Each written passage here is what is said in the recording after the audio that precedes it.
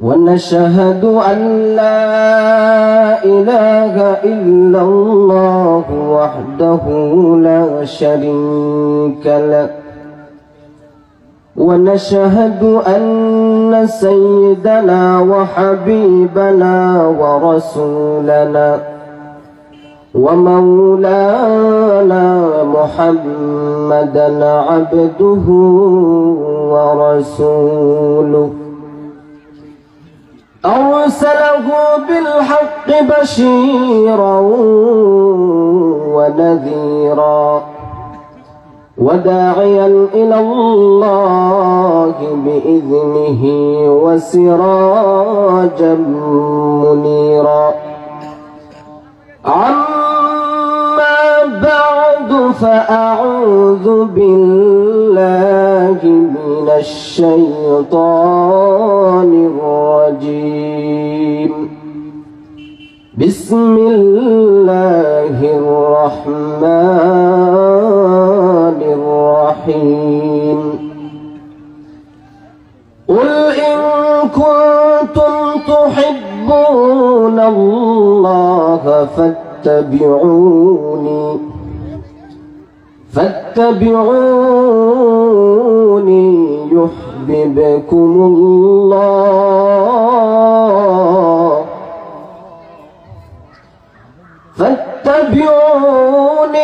يحببكم الله ويغفر لكم ذنوبكم والله غفور رحيم.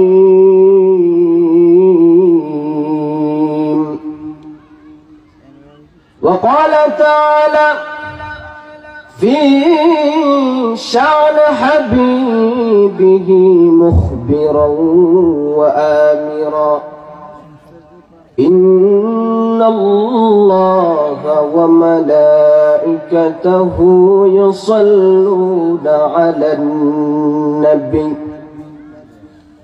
يا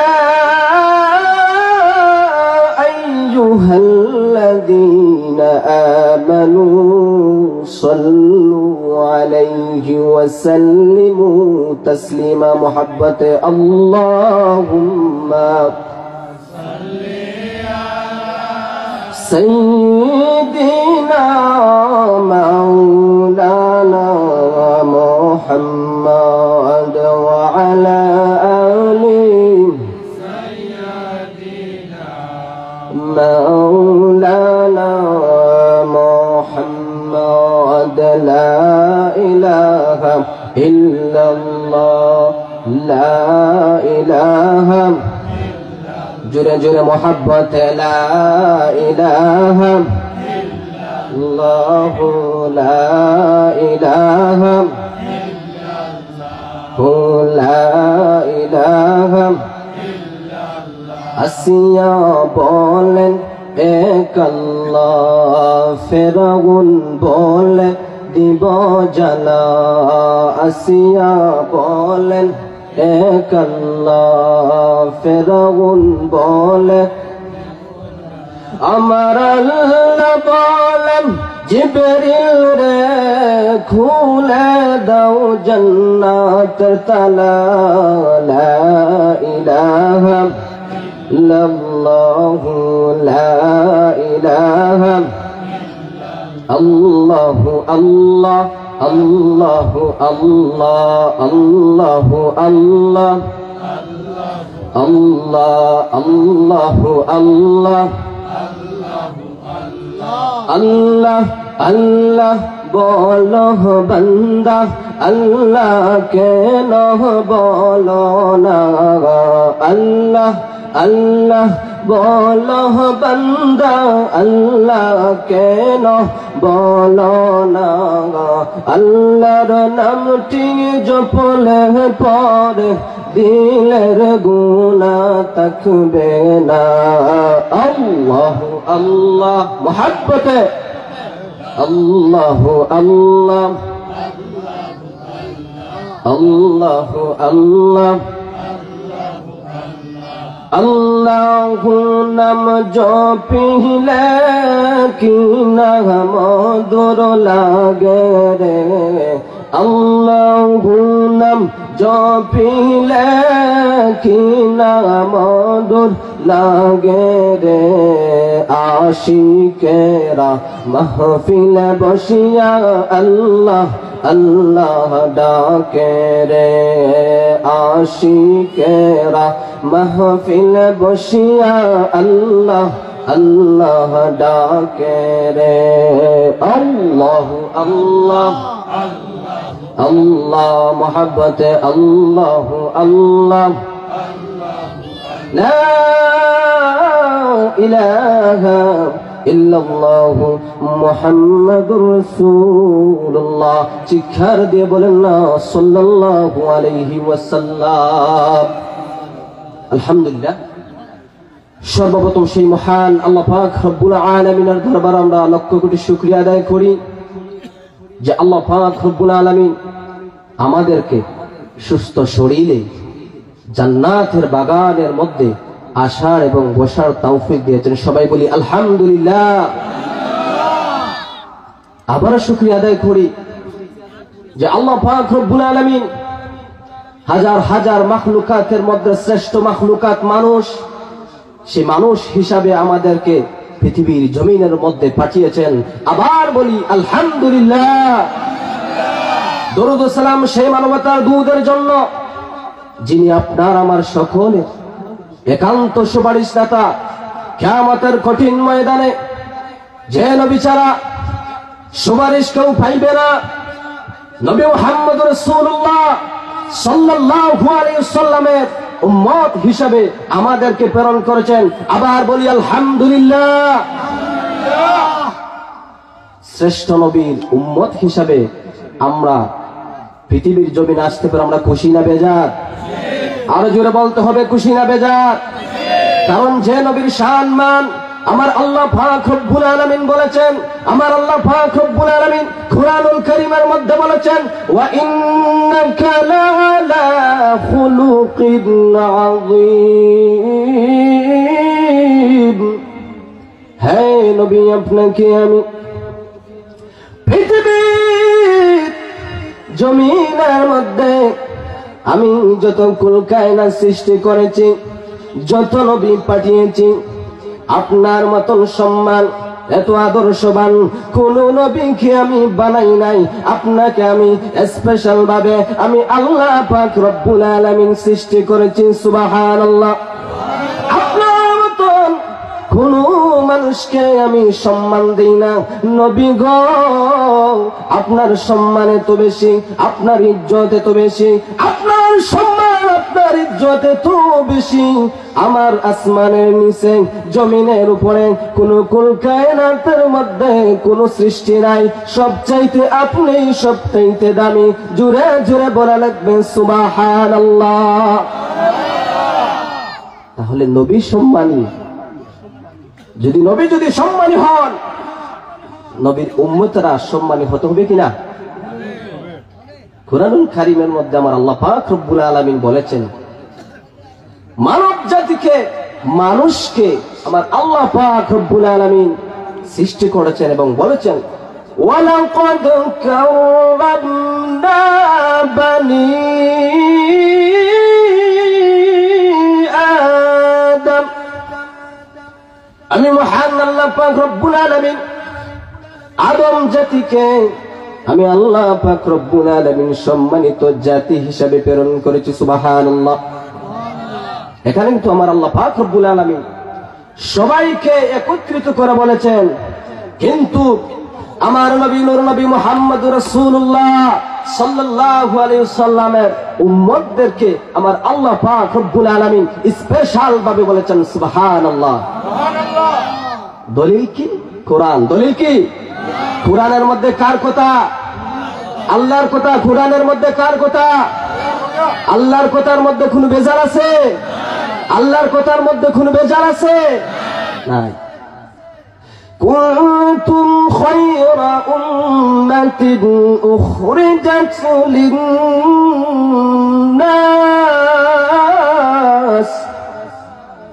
আমার আল্লাহ পাক রব্বুল আলামিন বলেন, কুনতুম খায়রা উম্মাতিন উখরিজাত লিন-নাস, তোমরা হলে পৃথিবীর মধ্যে শ্রেষ্ঠতম জাতি, তোমরা হলে পৃথিবীর মধ্যে শ্রেষ্ঠতম জাতি, নূরে মুহাম্মাদির উম্মতেরা, সুবহানাল্লাহ।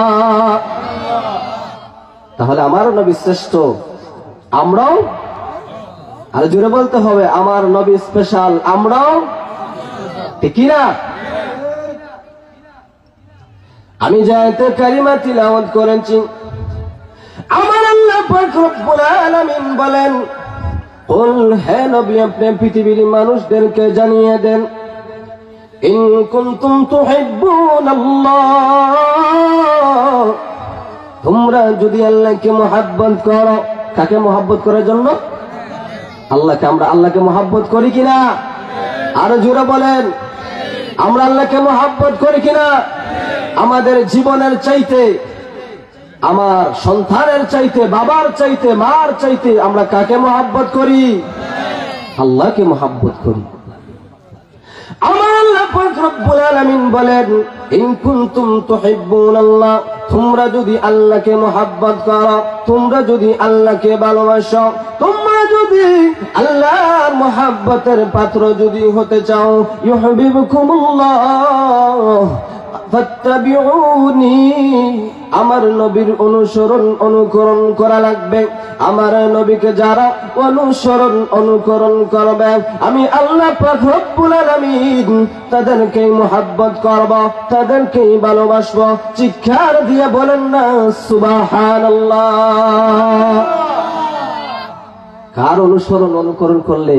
আমার নবীর। আবার আবার বলেন, কার? আমার রাসূলকে আমি মুহাব্বত করি কিনা? আমার জীবনের চাইতে আমার রাসূলকে বেশি মুহাব্বত করতে হবে।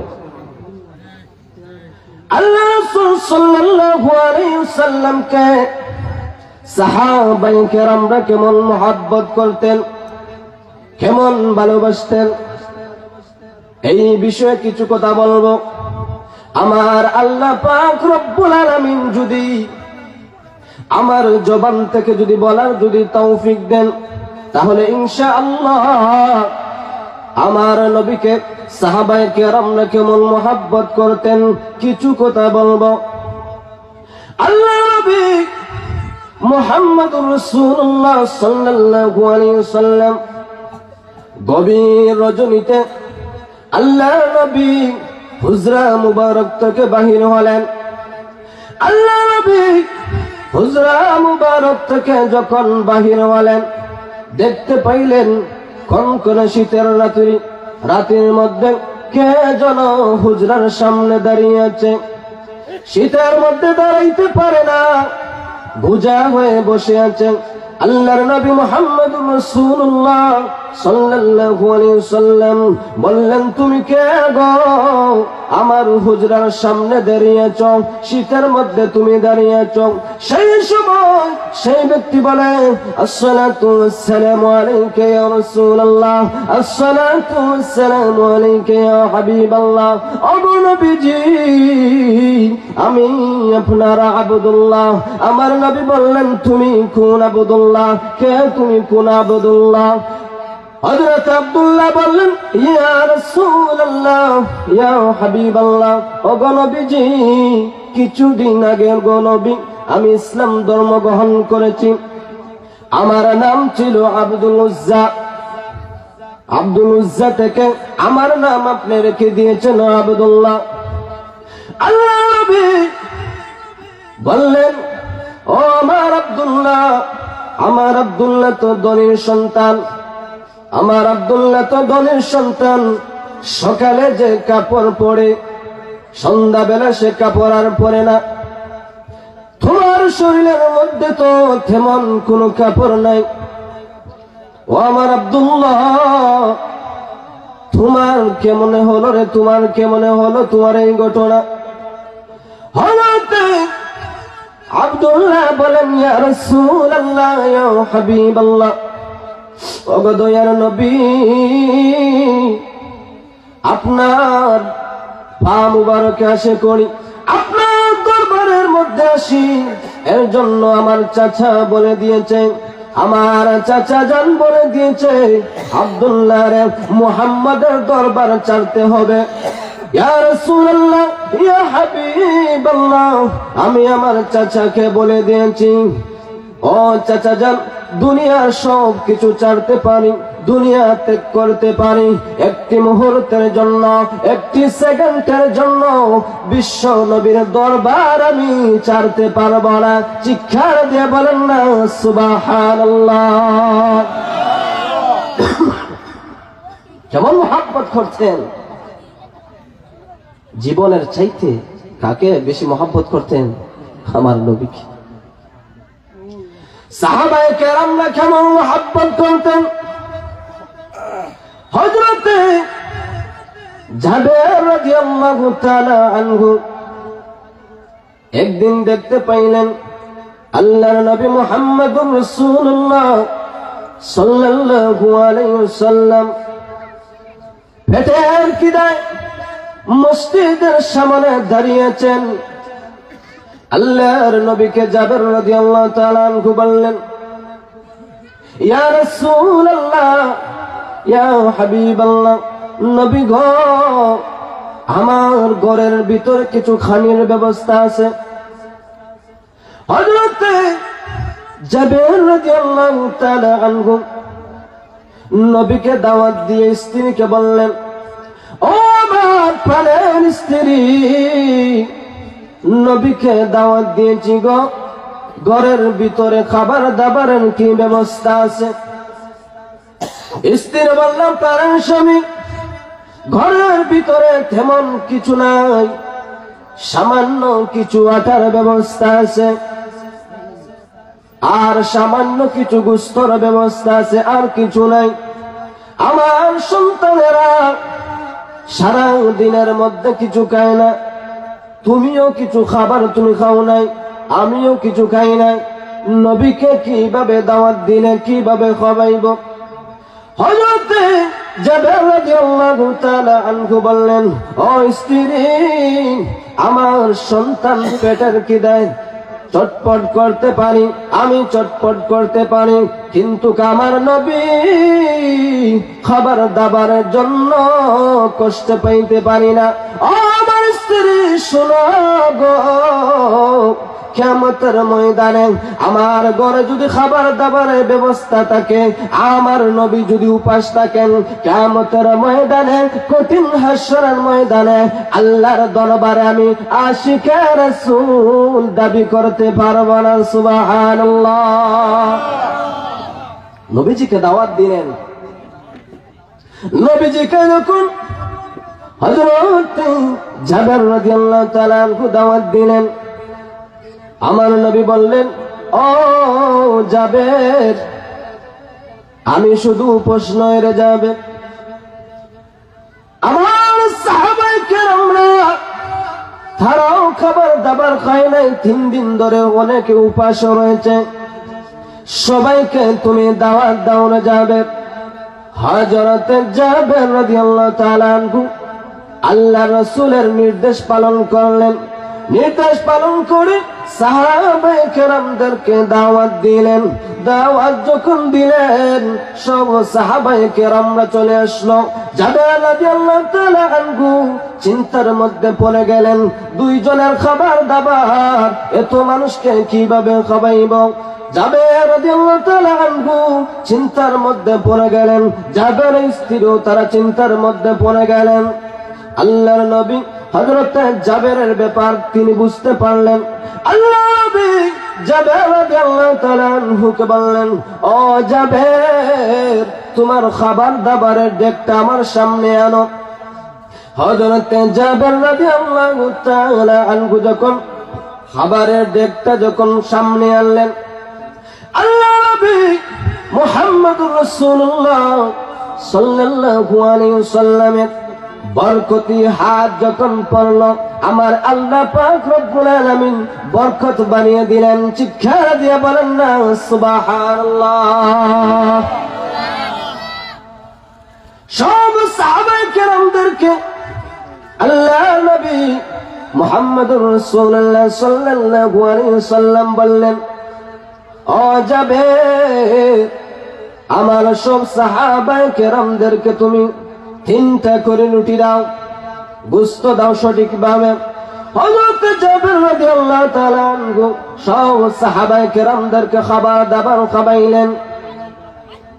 আল্লাহর নবী বললেন, ও জাবের, দেখো এই অঞ্চলের মধ্যে কোন মানুষ আছে নাকি, খাবার দাবার খাইবার কোন মানুষ আছে নাকি? হযরত জাবের রাদিয়াল্লাহু তাআলা আনহু বললেন, ইয়া রাসূলুল্লাহ, ইয়া হাবিবাল্লাহ, ওগো নবীজি, মদিনার মধ্যে আর কোনো মানুষ নাই, সব মানুষকে খাবার দাবার আমি খাইয়েছি।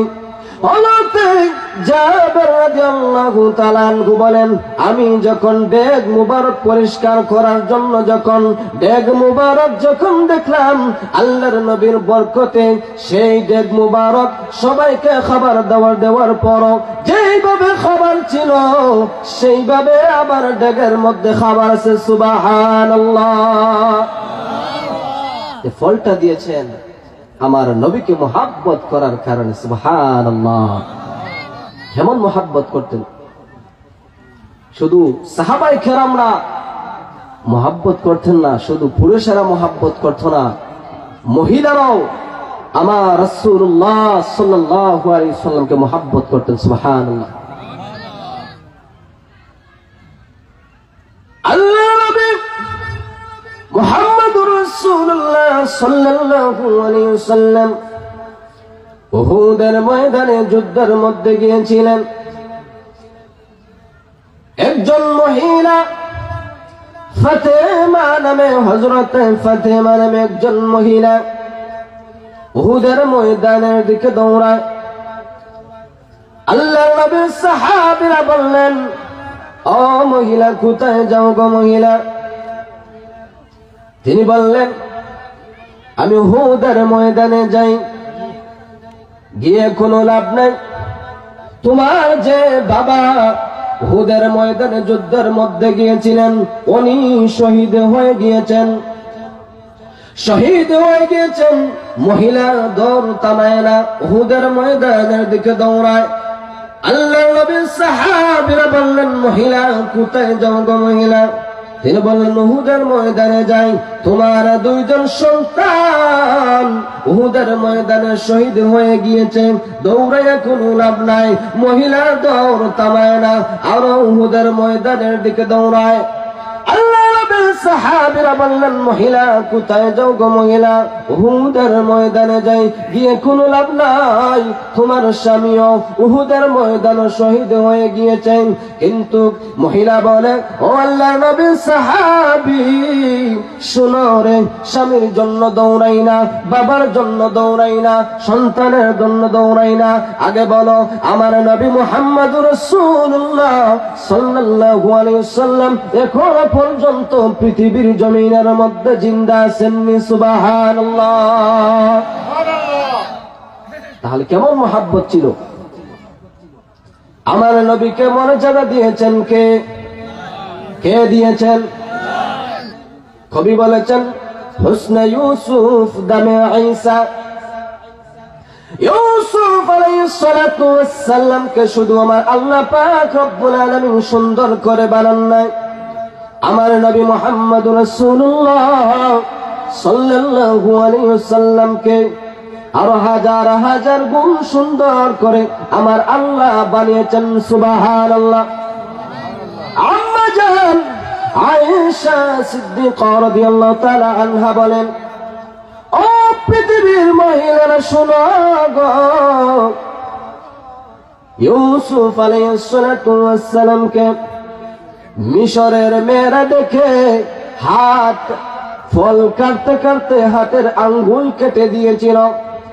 আল্লাহর কসম করে বলি, আমার স্বামী মুহাম্মদুর রাসূলুল্লাহ সাল্লাল্লাহু আলাইহি ওয়াসাল্লামকে যদি তারা একটি নজর যদি দেখত, আঙ্গুল কাটতো না, তাদের কলিজাও কেটে দিত। সুবহানাল্লাহ, সুবহানাল্লাহ। কেমন সুন্দর ছিলেন হুসনে ইউসুফ দামে ঈসা। ইউসুফ আলাইহিস সালাতু ওয়াস সালামকে শুধু সুন্দর করে বানান না, আমার নবী যখন মুচকি হাসি যখন দিতেন দাঁত মুবারক থেকে নূর বাহির হইত। সুবহানাল্লাহ। হযরত হুসাইন রাদিয়াল্লাহু তাআলা আনহু বললেন, ওগো নবীজি, ও নানা জান, এই ঘর থেকে সেই ঘরে যাব, আলোর কিছু ব্যবস্থা করে দাও। আল্লাহর নবী বললেন, ও হুসাইন, আলোর কোনো ব্যবস্থা নাই রে, আলোর কোনো ব্যবস্থা নাই। তবে আমি যখন মুচকি হাসি যখন দিব, এই ঘর থেকে তোমরা সেই ঘরে তোমরা চলে যাইও। সুবহানাল্লাহ। আল্লাহ নবী যখন মুচকি হাসি দিলেন, অন্ধকার রজনীর মধ্যে যখন আকাশের মধ্যে যেইভাবে বিজলি দিলে যেইভাবে আলো হয়ে যায়, সেইভাবে আমার নবী মুহাম্মদুর রাসূলুল্লাহ সাল্লাল্লাহু আলাইহি ওয়াসাল্লামের হাসি মুবারক যখন দিলেন, সেই সময় সেই জায়গাটা আলোকিত হয়ে গেল। সুবহানাল্লাহ। দামে ঈসা আলাইহিস সালাতু ওয়াস সালাম যদি কবরের সামনে দাঁড়িয়ে যদি বলতেন, কুম বিইذنিল্লাহ, আল্লাহর হুকুমে ওঠো, সেই সময় মুর্দারা তারা আল্লাহর হুকুমে তারা উঠত। সুবহানাল্লাহ। আল্লাহর নবীর কাছে একজন ইহুদি এসে বলল, ইয়া রাসূলুল্লাহ, ইয়া হাবিবাল্লাহ, ইয়া রাসূলুল্লাহ, ইয়া হাবিবাল্লাহ, আমি ইসলাম ধর্ম গ্রহণ করব। হযরত ঈসা রূহুল্লাহ যেইভাবে খবর থেকে মৃতদেরকে যেইভাবে জিন্দা করতেন, সেইভাবে যদি আপনিও যদি জিন্দা করতে পারেন, আমি ইসলাম ধর্ম গ্রহণ করব। আল্লাহর নবী বললেন, বলো তোমার কোন জায়গার মধ্যে মুর্দাকে তুলতে হবে। সেই সময় ইহুদি ব্যক্তি বলল, আমার মেয়ের কবরের সামনে গিয়ে দাঁড়াও, আমার মেয়েকে আমি দেখতে চাই। আল্লাহর নবী বললেন, কুম বিইذنিল্লাহ, এ মেয়ে তুমি আল্লাহর হুকুমে ওঠো। সেই সময় কবরটা ফাঁক হয়ে গিয়ে দাঁড়িয়ে মেয়েটা দাঁড়িয়ে বলল, আসসালাতু ওয়াসসালামু আলাইকা ইয়া রাসূলুল্লাহ, আসসালাতু ওয়াসসালামু আলাইকা ইয়া হাবিবাল্লাহ। ওগো নবীজি, আমার সালাম নাও, গো নবী আমার সালাম নাও। আল্লাহর কসম করে বলি, আল্লাহর কসম করে বলি, নিশ্চয় আপনি আল্লাহর রাসূল। সুবহানাল্লাহ। কবি বলে, যত নবীদেরকে আমার আল্লাহ পাক রব্বুল আলামিন মুজিজা দিয়েছিলেন, সব মুজিজা দিয়ে আমার রাসূলুল্লাহ সাল্লাল্লাহু আলাইহি ওয়াসাল্লামকে আমার আল্লাহ পাক রব্বুল আলামিন সৃষ্টি করলেন। সুবহানাল্লাহ। এই মুহাব্বত, এমন সম্মান দিয়ে, এমন আদর্শ দিয়ে আমার আল্লাহ পাক রব্বুল আলামিন আমার রাসূলকে পৃথিবীর জমিনের মধ্যে পাঠাইলেন। সুবহানাল্লাহ। শুধু পৃথিবীর জমিনের মধ্যে পাঠাইলেন না, আমার আল্লাহ পাক রব্বুল আলামিন পৃথিবীর মানুষদেরকে জানিয়ে দিলেন, ওয়ামা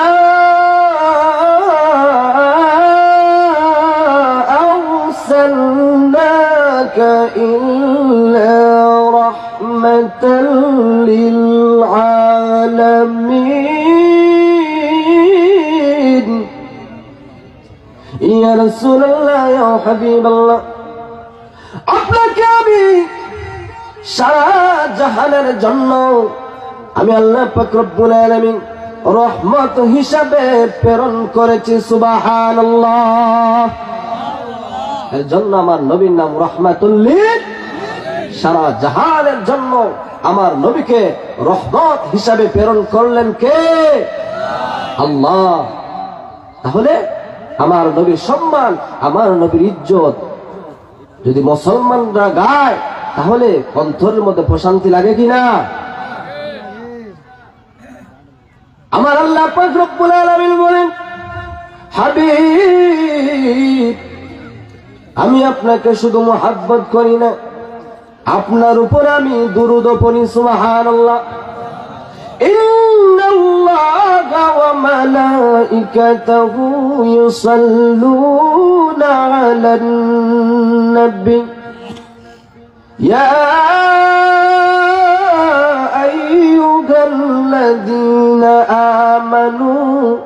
সাল্লু আলাইহি ওয়া সাল্লিমু তাসলিমা।